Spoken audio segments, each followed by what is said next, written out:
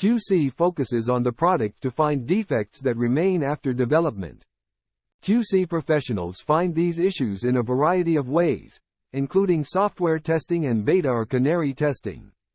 This lecture briefly describes the process of quality control implementations in manufacturing companies. It is a continuation of series of lectures developed by TE&MC teams, emphasizing importance of quality management system to produce top quality commercial as well as in specialized application carbon and glass fiber composites.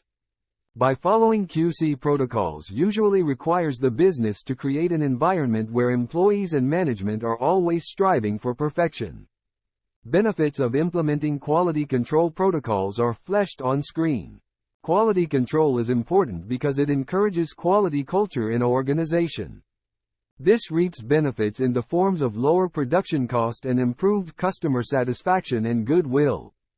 QC culture in any company boosts sales and employee morale, because delivery of consistent quality products is ensured. QC also allows proper utilization of raw materials and machine resources.